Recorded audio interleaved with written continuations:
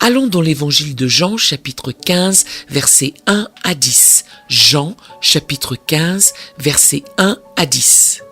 Dans ce texte particulier, nous entendons les dernières paroles que Jésus donne à ses disciples. Je pense que les derniers mots sont importants. Vous savez, si je rentre à la maison, que je dise quelque chose à ma femme, je pourrais dire tout et rien. Elle aussi peut le faire. Or, si vous me disiez que c'est la dernière fois que je pourrais lui parler, je vais lui dire quelque chose d'important, je vais lui dire quelque chose qui compte vraiment. Nous arrivons ici au crépuscule de la vie de Jésus et de sa transmission finale aux disciples, sur lesquels il dépend pour établir l'Église du Nouveau Testament, le fondement de l'Église. Il veut enraciner et faire croître en eux certains principes, certaines idéologies pratiques qui feront d'eux une véritable représentation de ce pourquoi il a donné sa vie. C'est énorme. Si je dois donner ma vie pour quelque chose, je voudrais que vous soyez un véritable reflet de ce sacrifice. Il commence alors de cette façon. Verset 1. Je suis le vrai cep et mon père est le vigneron. Arrêtons-nous là. Je suis le vrai cep et mon père est le vigneron. Il est intéressant de constater que de la Genèse à l'Apocalypse, du jardin d'Éden jusqu'au livre d'Apocalypse, nous voyons encore et encore des jardins, dont le jardin de Gethsémani. Au milieu, il y a « si le grain de blé qui est tombé en terre ne meurt ». À maintes reprises, vous voyez Dieu utiliser des métaphores agricoles pour apporter une vérité spirituelle. Examinons cela un instant et essayons de comprendre ce que Dieu tire de l'utilisation des métaphores agricoles pour apporter une vérité spirituelle. Comprenons que la première chose que le livre de Genèse nous enseigne est que Dieu est un Dieu de semences.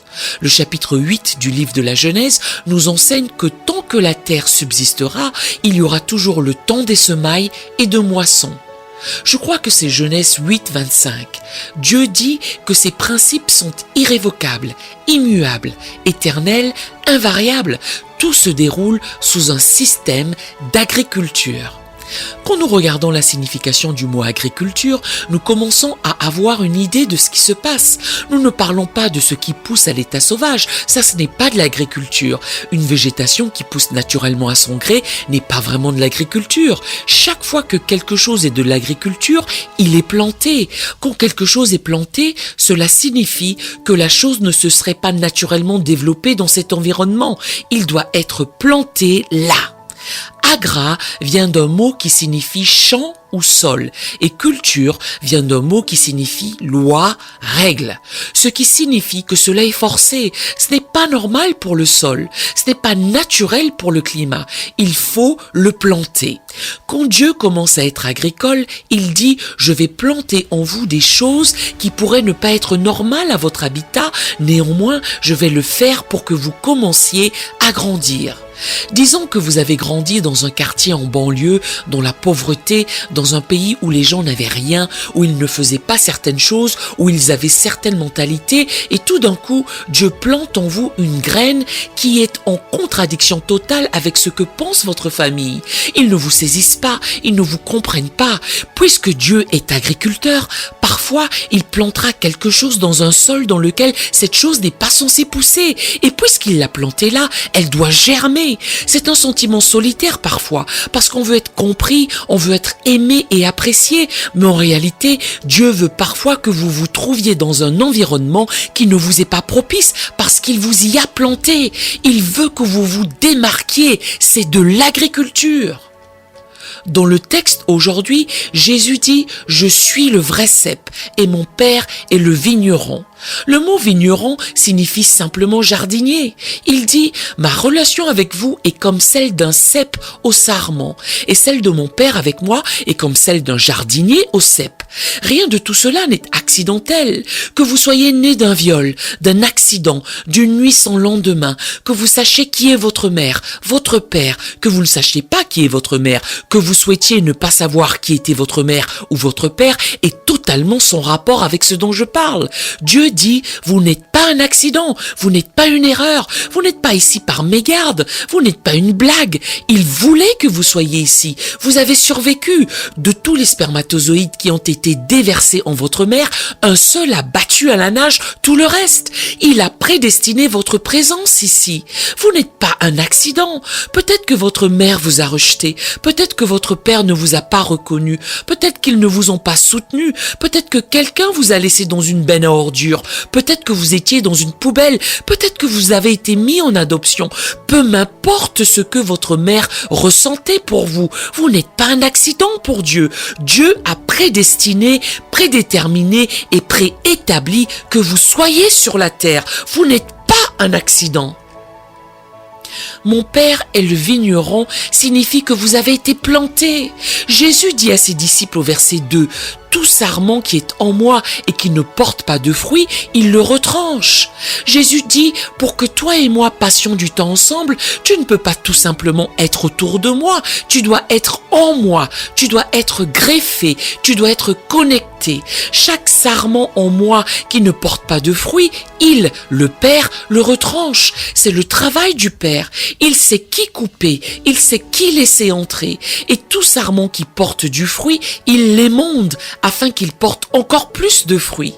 La deuxième catégorie dit que même si vous êtes fécond, vous passez par l'émondage. Il est important que vous compreniez cela. Vous souvenez-vous quand les disciples sont venus à Jésus et qu'ils lui ont demandé à propos du jeune aveugle qui de son père ou sa mère avait péché pour qu'il naisse aveugle? Jésus leur a répondu, ni l'un ni l'autre, que c'était pour la gloire de Dieu. Nous cherchons toujours quelqu'un à blâmer. Chaque fois qu'il y a une coupure dans notre vie, qu'il y a un retranchement, que quelqu'un meure, que quelqu'un parte, que quelqu'un divorce, que quelqu'un nous blesse dans notre vie, nous éprouvons toujours le besoin de blâmer quelqu'un, car nous essayons d'intellectualiser la providence divine. La providence ne peut pas être intellectualisée, elle est juste ce qu'elle est. Ce texte est clair et net, tout le monde est coupé. Certaines personnes sont complètement coupées, d'autres sont réduites, cependant, personne dans l'histoire n'est épargné dans le processus de coupe. Tout le monde passe par l'émondage dans la vie. Les deux catégories ont été coupées, seulement l'une a été coupée en vue de la destruction et l'autre pour croître davantage. Si vous voulez grandir, vous allez grandir grâce à l'émondage. Vous allez croître parce que vous avez été émondé. Vous allez grandir parce qu'il y a eu des moments dans votre vie où vous avez été émondé. Je déteste vous dire ça, mais danser ne vous fait pas grandir. Crier ne vous fait pas grandir. Se réjouir dans le Seigneur ne vous fait pas grandir. Je sais que tout le monde ne vous a pas enseigné cela, mais louer Dieu ne vous fait pas grandir. Qu'est-ce qui vous fait vraiment grandir? Lorsque vous endurez le châtiment, lorsque vous endurez d'être réduit, lorsque vous endurez d'être purgé, c'est cela qui vous fait grandir. Ce ne sont pas les bons moments qui vous font grandir, ce sont les mauvais moments qui vous font grandir, les moments difficiles, les moments douloureux, les moments de solitude, les moments frustrants, les moments de larmes, ce sont des moments qui vous font vraiment grandir. Dieu dit que si vous grandissez et que vous vous débrouillez bien, la récompense est qu'il va vous émonder. Oui, voilà comment je te récompense. Je ne vais pas te laisser rester au niveau où tu es, je te coupe pour que tu portes plus de fruits. Ma mère me disait, je te fouette parce que je t'aime. À vrai dire, j'ai eu du mal avec ça. Je pensais, si tu m'aimes vraiment, tu mettrais ce bâton de côté. Dieu dit essentiellement la même chose. Il dit, je te coupe parce que je t'aime. Je te coupe car je t'aime trop pour que tu sois satisfait de produire à ce niveau-ci quand je t'ai créé pour produire à ce niveau-là. Je dois donc te réduire au niveau dans lequel tu produis pour que tu découvres que tu peux faire plus que là où tu te trouves. C'est bien, non? Je pense que j'en ai déjà dit énormément. Je pense que si je m'arrêtais là, je vous aurais dit quelque chose qui vous fera grandir. Nous avons tendance à être satisfaits du passable. Or, Jésus dit que tout sarment en moi qui porte du fruit, je l'émonde pour qu'il porte plus de fruits. Si vous êtes fécond et que vous voulez produire plus de fruits, vous devez être prêt à passer par l'émondage pour arriver là où vous devenez plus fécond. Parlons de fruits. J'ai 5 enfants. Ils sont le fruit de notre mariage. Ils ne sont pas seulement mon fruit, ils sont le fruit de l'union entre ma femme et moi. La progéniture est un fruit. Chaque fois que vous voyez du fruit, vous savez qu'il y a eu une relation, à moins que vous ne soyez la Vierge Marie. Si vous êtes enceinte, cela signifie qu'il y a eu une relation. C'est pareil dans la nature. S'il y a des pêchers et qu'on veuille avoir des pêches dessus, les abeilles doivent polliniser une fleur à l'autre, car la fécondité est le résultat de la relation. Vous ne pouvez pas être fécond sans être relationnel. Pour être fécond en tant qu'enfant de Dieu, vous devez avoir une relation avec Dieu, pas avec l'Église, pas avec votre pasteur, pas avec l'évêque, une relation avec Dieu où vous êtes en communion avec lui. Et la progéniture de cette communion est le fruit. Des fois, je regarde mes enfants et je les entends parler.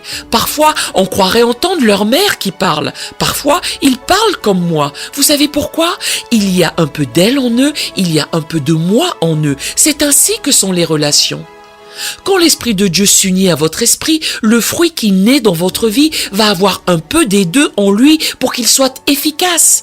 Nous avons ce trésor dans des vases de terre pour que l'excellence soit de Dieu et non de nous. Entendez-vous ce que je dis? Ne pensez pas que ce sera tout de Dieu et rien de vous, ou tout de vous et rien de Dieu. La fécondité qui se produit dans votre vie nécessite un effort de collaboration entre les deux choses. Vous ne pouvez pas vous asseoir, ne rien faire du tout, prier et dire « si c'est la volonté du Seigneur, je vais la voir ». Non, c'est du fruit.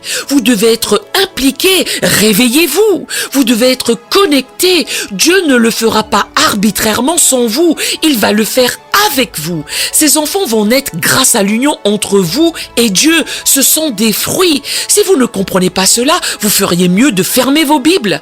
Tout le reste n'a plus de valeur. Beaucoup de chrétiens ne comprennent pas cela. Ils ont passé toute leur vie à prier Dieu, à demander à Dieu de faire des choses. Ils ne savent pas qu'ils n'attendent pas Dieu, mais que c'est Dieu qui les attend. Dieu requiert quelque chose de vous afin que vous soyez féconds.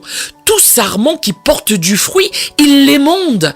Il, mis pour le Père, l'émonde, afin qu'il porte encore plus de fruits. Vous voulez plus de fruits? Il n'y a pas de mal à ça. Arrêtez de laisser les gens vous faire culpabiliser quand vous en voulez plus. Si vous pensez que votre potentiel dépasse votre position du moment, que vous avez plus de potentiel pour passer au niveau supérieur, criez plus de fruits.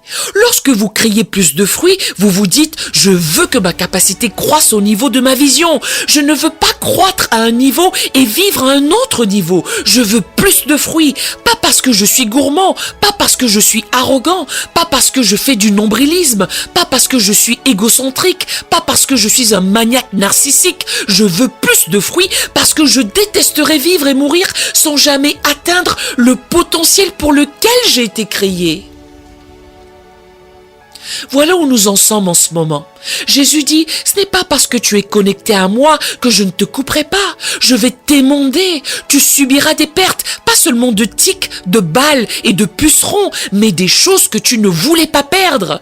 Lorsque vous émondez quelque chose, vous coupez même une partie des fruits. Certains d'entre vous ont perdu des choses que Dieu vous a données.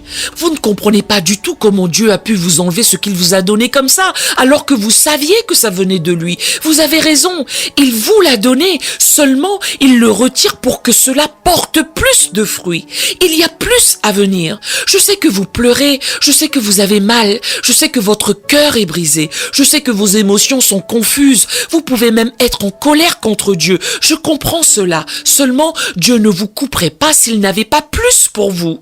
Nous parlons de la soumission que nous devons avoir au processus de coupe. Tout le monde est soumis au succès. À la partie conquérante, nous disons tous oui. À la partie coupante, nous disons « Oh mon Dieu, non, je ne veux pas de cette partie ». Dieu dit « Vous ne pouvez pas être vainqueur si vous ne supportez pas l'émondage ». Il y a des moments écrasants dans la vie. Personne n'aime subir l'émondage. Or, à la fin de cela, nous devons en sortir mieux qu'avant et pas égal à ce que nous étions auparavant. Nous voulons passer d'un fruit à plus de fruits et au final avoir beaucoup de fruits. Ensuite, il dit au verset 3, « Déjà vous êtes purs à cause de la parole que je vous ai annoncée. » J'ai prononcé cette parole pour te laver la culpabilité, laver la colère, laver le ressentiment, laver l'orgueil, laver la frustration. Dieu nous donne un bain par l'enseignement et la prédication. Il émonde notre esprit. Il nous nettoie à l'intérieur par la puissance de la parole. Vous êtes purs à cause de la parole que je vous ai annoncée. Levez vos mains et dites « Nettoie-moi, Jésus ». Lorsque vous demandez au Seigneur de vous nettoyer, il envoie une parole pour vous nettoyer. Ce que j'ai appris dans la vie, c'est que si vous n'entendez pas le Seigneur par sa parole, il va commencer à vous parler à travers vos circonstances. Je préférerais me repentir sur sa parole plutôt que de voir Dieu entrer dans mes circonstances. Si vous ne recevez pas l'enseignement, vous devrez passer par des circonstances qui créent l'enseignement dans votre vie. Entendez-vous ce que je vous dis aujourd'hui? Très bien, allons plus loin. Oh, ça devient vraiment intéressant. Il dit au verset 4, « Demeurez en moi et je demeurerai en vous. Comme le sarment ne peut de lui-même porter du fruit s'il ne demeure attaché au cep, ainsi vous ne le pouvez non plus, si vous ne demeurez en moi. » Je veux que vous souligniez le mot « demeurer » chaque fois que vous le voyez. Demeurer, demeurer, demeurer. Nous n'arrêtons pas de l'entendre. Demeurer, c'est être stable, être ferme, être immobile, arriver à un endroit et y rester. Je ne peux pas vous dire le nombre de personnes que je vois aujourd'hui dans l'échec parce qu'elles essaient tout et se retrouvent sans rien. Tout ce que vous devez faire, c'est aller sur leur page Instagram pour lire leur biographie. Je suis photographe, biologiste, chimiste, artiste, prédicateur et motivateur. Comment pouvez-vous être tout cela à 21 ans? Ils ont plus de titres qu'ils n'ont d'années. Vous ne pouvez pas être tout. Vous devez réduire les choses à quelque chose. Pourquoi continuez-vous de passer de la biologie à la photographie? À présent, vous faites de la psychologie. Ensuite, vous allez faire du chant de motivation. Après, de l'opéra. Attendez un instant. Je ne dis pas que vous ne pouvez pas posséder plusieurs talents. Je dis que sauter d'une chose à l'autre à la recherche d'un succès immédiat mènera toujours à l'échec. Vous devez vous attarder sur une chose assez longtemps pour être fécond. Ce n'est pas parce que vous avez commencé quelque chose et que cela n'est pas produit immédiatement comme vous l'aviez imaginé que cela ne vous bénira pas si vous n'y investissez pas davantage. Investissez-y du temps, de l'énergie, de l'argent, de la formation. Préparez-vous à être aussi excellent que vous pensez l'être. Il y a souvent un fossé entre la perception que vous avez de vos aptitudes et ce qu'elles sont en réalité. À l'époque, en Virginie occidentale, nous avions l'habitude de dire « J'aimerais pouvoir t'acheter pour ce que tu vaux et te vendre pour ce que tu penses valoir. Je pourrais alors vivre du profit pour le restant de ma vie. » Très souvent, les gens se trompent en pensant qu'ils sont mieux qu'ils ne le sont en réalité. C'est pourquoi vous avez besoin de gens dans votre vie qui peuvent vous dire la vérité. Ce n'était pas si bien, tu sais. Tu devrais y travailler. Tu pourrais faire mieux. Cela peut sembler dur, mais en fin de compte, c'est une faveur. Je préfère que vous me fassiez du mal en privé plutôt que je sois embarrassé en public. Jésus dit quelque chose à laquelle nous devons prêter attention. Demeurez en moi et je demeurerai en vous. Comme le sarment ne peut de lui-même porter du fruit s'il ne demeure attaché au cep, ainsi vous ne le pouvez non plus si vous ne demeurez en moi. Remarquez que Jésus ne parle de stabilité et de demeurer en lui que lorsqu'il évoque les mondages.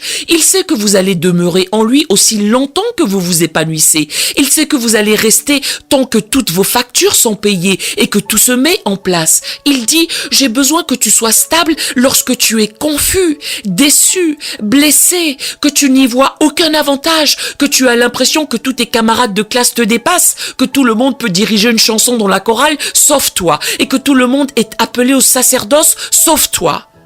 Saviez-vous que j'étais dans une église où je n'ai prêché que 2 fois en 7 ans? 2 fois en 7 ans. Savez-vous ce que je faisais la plupart du temps? Le samedi soir, je nettoyais la piscine du baptême. Je shampouinais le tapis. Bishop Jakes, tu shampouinais le tapis? Oui, j'ai shampouiné le tapis pendant 7 ans. Vous devez supporter les moments de votre vie où vos dons ne sont pas célébrés. Honnêtement, ils n'étaient même pas encore complètement développés. Je devais prouver que je ne servais pas Dieu pour le podium. Je devais supporter le fait que je n'étais pas sous les feux des projecteurs. Vous n'êtes très très bon prédicateur que lorsque vous pouvez écouter un autre prédicateur. Je regarde toujours comment les prédicateurs reçoivent d'autres prédicateurs. Tant que vous ne dites pas amen à quelqu'un d'autre, je ne dirai pas amen pour vous.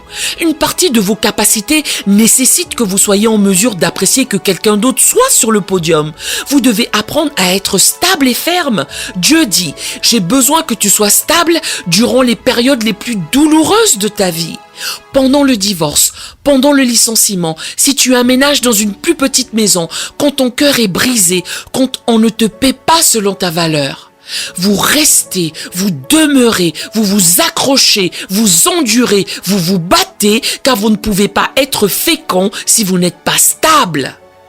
Jésus dit au verset 5, « Je suis le cep, vous êtes les sarments. Celui qui demeure en moi et en qui je demeure porte beaucoup de fruits, car sans moi, vous ne pouvez rien faire. » Que vous l'ayez remarqué ou non, nous avons continué de passer de manière exponentielle de fruits à plus de fruits, à beaucoup de fruits, cela en quelques versets. Et nous ne pouvons passer du stade de fruits à plus de fruits, à beaucoup de fruits, que si nous sommes stables. Vous ne verrez jamais ce que vous pourriez être si vous abandonnez. Vous ne verrez jamais ce que vous pourriez avoir si vous abandonnez. Vous ne perdrez jamais de poids si vous abandonnez. Vous ne serez jamais propriétaire d'une maison si vous abandonnez. Vous n'aurez jamais de bon pointage de crédit si vous abandonnez. Vous n'obtiendrez jamais votre diplôme si vous abandonnez. Vous ne finirez jamais rien si vous abandonnez. Vous devez persister, même quand vous pensez « je suis un échec, je ne suis pas assez bon, je ne suis pas assez intelligent, je suis trop vieux, il est trop tard pour moi ». Peu importe tout ce que le diable dit de vous, vous n'atteindrez jamais votre objectif si vous abandonnez. Verset 5. Je suis le cep, vous êtes les sarments. Celui qui demeure en moi et en qui je demeure porte beaucoup de fruits, car sans moi, vous ne pouvez rien faire. C'est la partie qu'il veut que vous compreniez. Vous n'y êtes pas arrivé tout seul. Vous ne pouvez rien faire par vous-même. Vous ne pouvez pas diriger par vous-même. Vous ne pouvez pas élever tout seul ces enfants. Vous ne pouvez pas sauver ce mariage par vous-même. Vous ne pouvez pas gérer ce département par vous-même.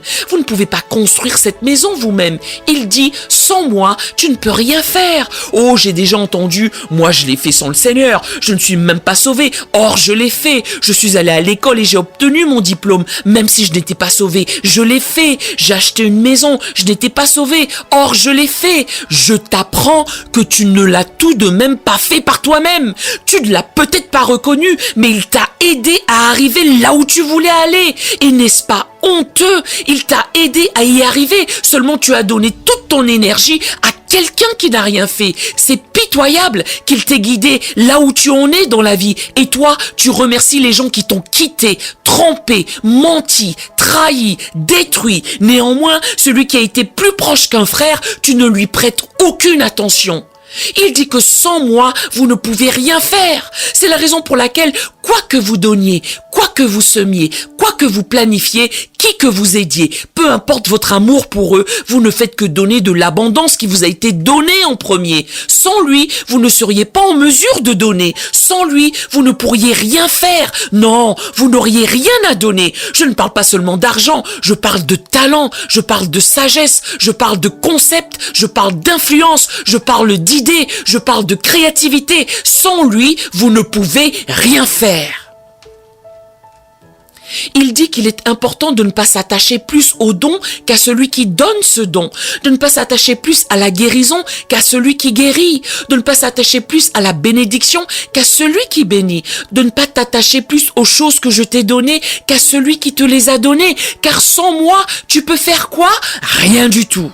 Cet aveu d'humilité est une adoration. C'est ça l'adoration. C'est une vie de prière. C'est une bonne façon de commencer votre matinée. Seigneur, sans toi, je ne peux rien faire. J'ai besoin que tu me donnes de la sagesse. Je vais dans une réunion aujourd'hui. Je veux que tu me donnes des coups de coude si j'en dis trop. Je veux que tu me brides la langue. Je veux que tu me guides sur les choses les plus importantes à dire. Et je te promets, Seigneur, si j'ai la victoire durant cette réunion, je te louerai, vu que sans toi, je ne peux rien faire.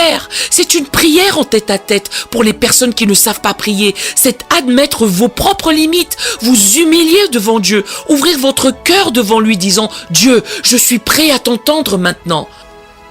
Voici Jésus qui résume les choses pour ses disciples.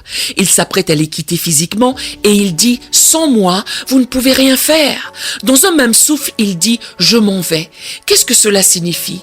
Que je ne dois rien faire? Non, mais je vais être avec toi en esprit. Je ne serai plus avec toi de la même manière que je l'étais, mais je serai avec toi. Et ta tâche est de ne pas croître. Tu n'as pas à faire ça. Tu n'as pas à te rendre fécond. Tu n'as pas à paraître plus grand. Tu n'as pas à être plus riche. Il dit, tout ce que tu dois faire, c'est de demeurer en moi et que ma parole demeure en toi. J'assume tout le reste. Ça, c'est une union que vous ne pouvez pas gâcher. Ça, c'est une relation. L'union entre stabilité et fécondité. Dieu dit, si vous êtes stable, je vous rendrai fécond. Je prêche depuis 43 ans, chaque année que Dieu fait. Bonne année, mauvaise année, grande foule, pas de foule, petite foule, beaucoup de rendez-vous, pas de rendez-vous. Cela ne fait aucune différence. Beaucoup d'argent, pas d'argent, plus un sou. Même quand je ne peux plus me permettre de garder les lumières allumées, je prêche toujours la parole. Avec voiture, sans voiture. Enseigner un cours biblique, enseigner sur la foi, même si je n'ai rien à manger. Je dois être fidèle. Vous ne pouvez pas devenir fécond si vous n'êtes pas fidèle. Je suis devenu fécond en étant fidèle. Supposons que j'ai abandonné. J'ai prêché 10 ans, je n'avais même pas 100 membres. Imaginez, 10 ans et pas plus de 100 membres. Supposons que je sois arrivé à ma 9e année et que j'ai dit « cela ne fonctionne pas pour moi, je vais vendre des pinceaux ». Supposons que j'ai abandonné à 9 ans et demi en disant « si Dieu avait voulu me bénir, il m'aurait béni ». Je lui ai donné 9 ans et demi de ma vie. Ce n'était pas une question de bénédiction, c'était une question de fidélité. Même si j'avais encore 100 membres aujourd'hui, cela me serait égal, tant qu'il me considère digne. Vous ne devez pas mesurer le succès comme le monde le mesure. Oui, une fois que vous avez mis la main sur la charrue, vous ne regardez plus en arrière. Une fois que vous avez dit oui, vous ne dites plus non. Une fois que vous vous êtes enrôlé, vous n'abandonnez plus. Une fois que vous vous êtes lié, vous ne vous détachez plus. Vous devez être fidèle, vous devez être ferme. Vous ne pouvez pas sortir le miel du lion si vous n'êtes pas fidèle. Vous devez rester là. J'ai l'impression de parler à quelqu'un qui est prêt à abandonner. J'ai l'impression de parler à quelqu'un qui se sent frustré et qui se dit « j'aurais dû déjà avoir ma bénédiction ». Mais qui es-tu pour décider lorsque la plante porte des fruits? Tu n'es pas le vigneron, tu n'es qu'un sarment. Reste seulement connecté et mêle-toi de tes affaires. Dieu sait quand il est prêt à te bénir. Dieu sait quand ta famille n'en peut plus. Dieu sait quand tu es assez mûr pour y faire face. Dieu sait si tu t'es suffisamment développé pour y faire face. Dieu sait s'il peut te faire confiance avec la bénédiction. Dieu sait si tu es prêt pour une porte ouverte. Dieu sait si cela ne te montera pas la tête. Dieu sait si tu ne t'égareras pas. Dieu sait si tu ne vas pas être sous l'emprise de drogue. Dieu sait si tu ne vas pas perdre la tête. Dieu sait si tu ne vas pas faire de dépression nerveuse. Dieu sait si tu peux rester confiant. Dieu sait si tu es capable de combattre l'ennemi. Dieu sait si tu peux résister à la pression. Dieu sait si tu peux combattre ceux qui te haïssent. Dieu sait à quoi tu pourrais faire face. Dieu sait quand te bénir. C'est vraiment simple. Demeure. Présente-toi juste pour le combat. Tous les jours, montre-toi pour le combat. Même si c'est le mercredi à 2h du matin, je me présente mercredi à 2h. Montre-toi pour le combat. Faites ce que Dieu vous a dit de faire. Il dit au verset 6, « Si quelqu'un ne demeure pas en moi, il est jeté dehors comme le sarment et il sèche. Puis on ramasse les sarments, on les jette au feu et ils brûlent. » Jésus dit que si vous faites les choses par vous-même, tout ce que vous obtiendrez, ça séchera. Les hommes les rassembleront et les jetteront. Or, chaque fois que des hommes entrent en scène, on a des ennuis. Quand les hommes mettront à exécution ce qu'ils veulent faire de vous, ils vous rassembleront et vous jetteront dans le feu pour être brûlés. Ne tombez jamais entre les mains ou à la merci des hommes, car ils sont impitoyables. Pourtant, ce sont des hommes qui sont aussi coupables que vous. Ils vous crucifieront pour avoir fait ce qu'ils ont déjà fait.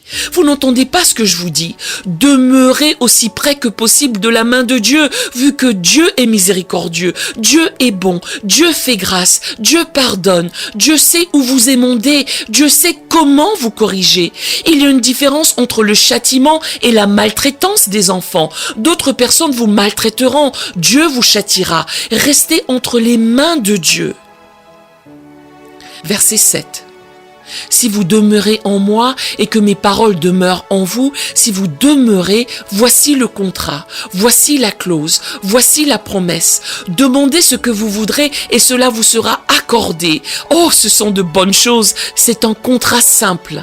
En un verset, si vous demeurez en moi et que mes paroles demeurent en vous, pas la parole des autres, pas la parole des potins, pas la parole de vos ennemis, pas la parole de ta maman, pas la parole de ta grand-mère, pas la parole de vos insécurités, pas la parole de vos peurs, pas la parole de votre enfance, pas la parole de votre passé. Si vous demeurez en moi et que mes paroles demeurent en vous, demandez ce que vous voudrez et cela vous sera accordé. Dieu Tout-Puissant, comprenez-vous ce pouvoir? Il dit, si tu restes là assez longtemps, je te donnerai assez de puissance pour que tu aies tout ce que tu demandes. Tu peux demander tout ce que tu veux et cela sera fait.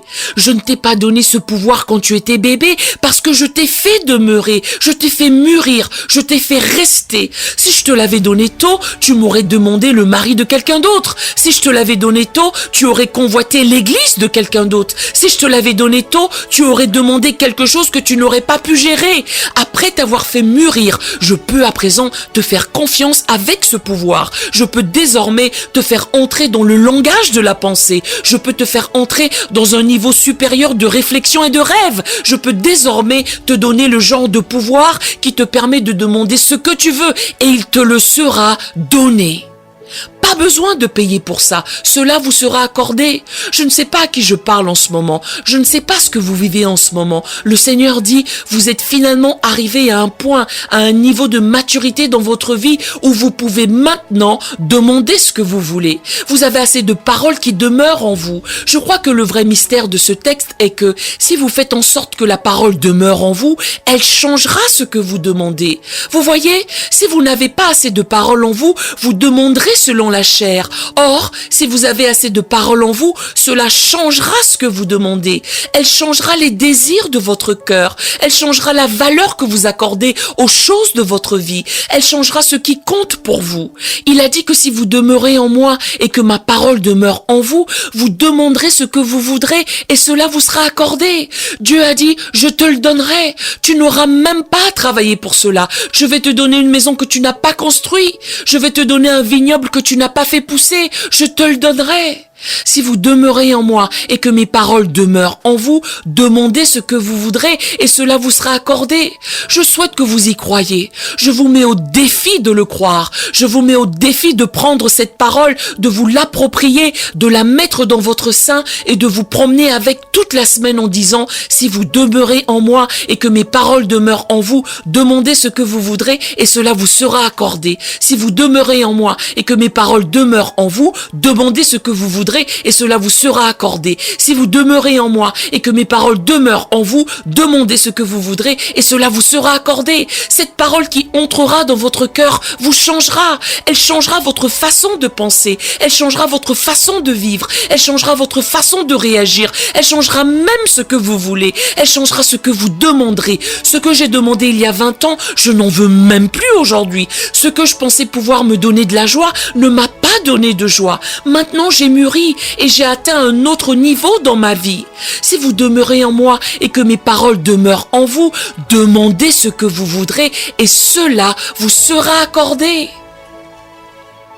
Je suis prêt à danser étant donné que je commence à comprendre que le pouvoir de la vie et de la mort est sur ma langue, que je peux dire un mot et la montagne sera jetée dans la mer.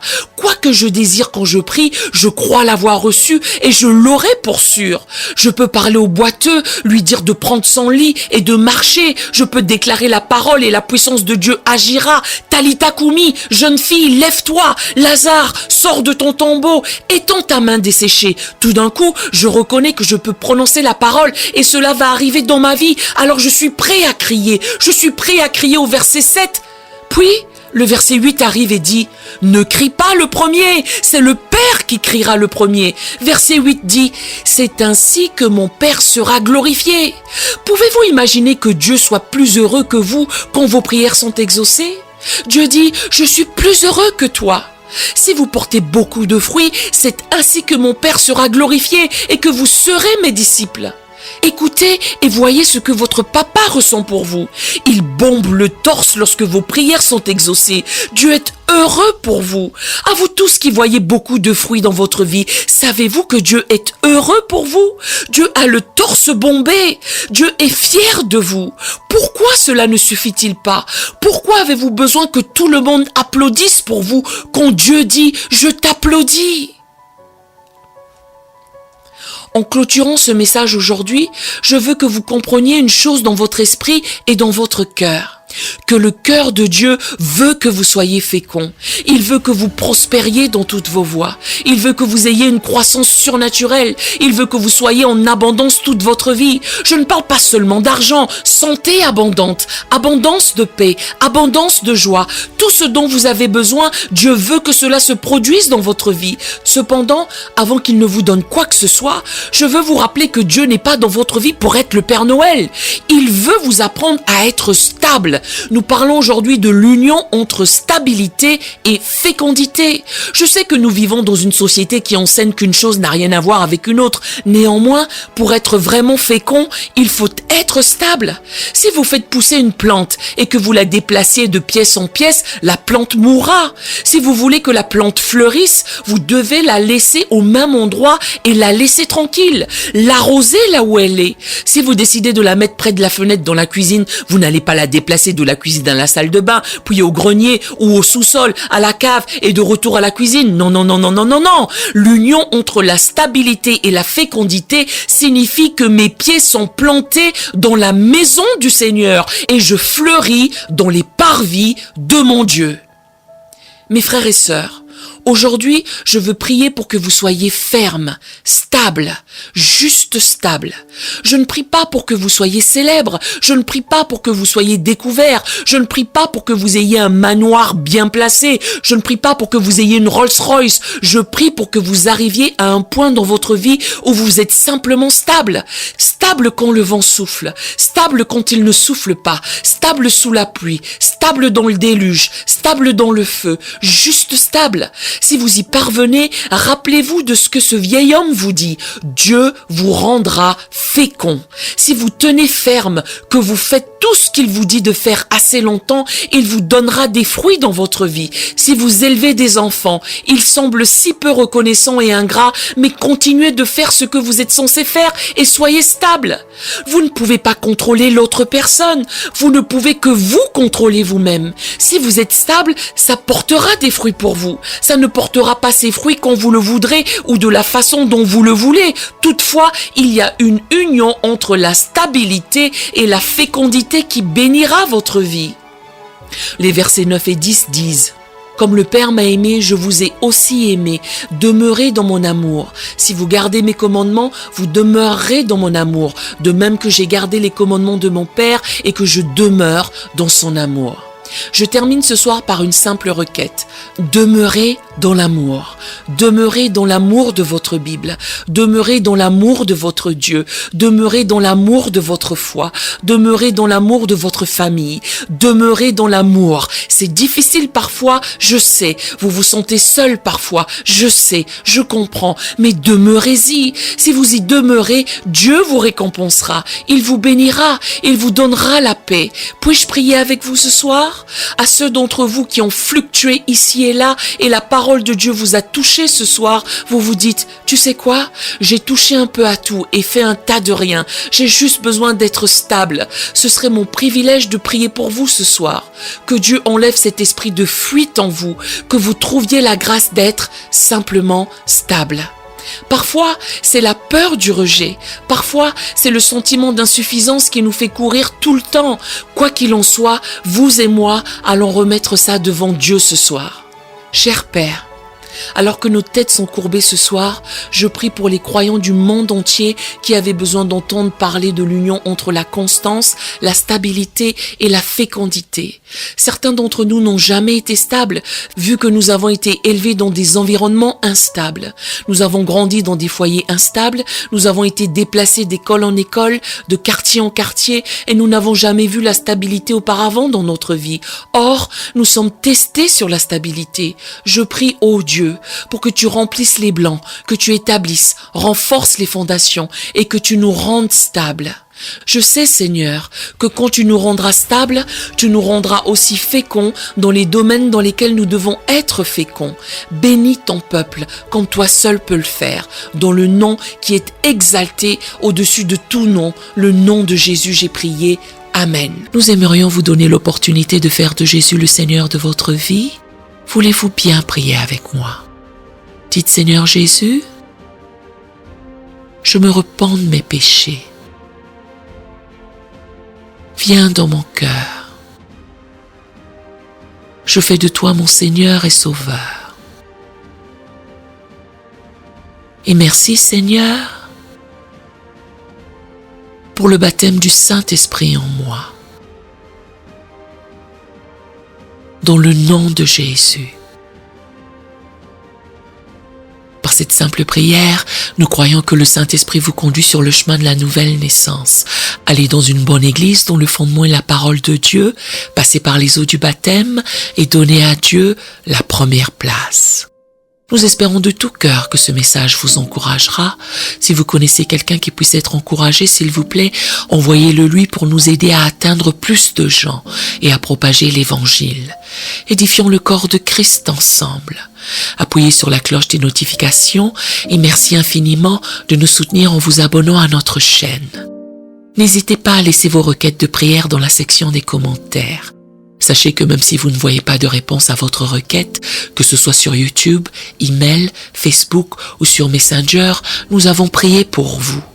Nous invitons humblement le corps de Christ à soutenir chaque requête en écrivant une prière dans la section commentaires. Tenez-vous ferme dans la foi avec nous pendant que nous prions.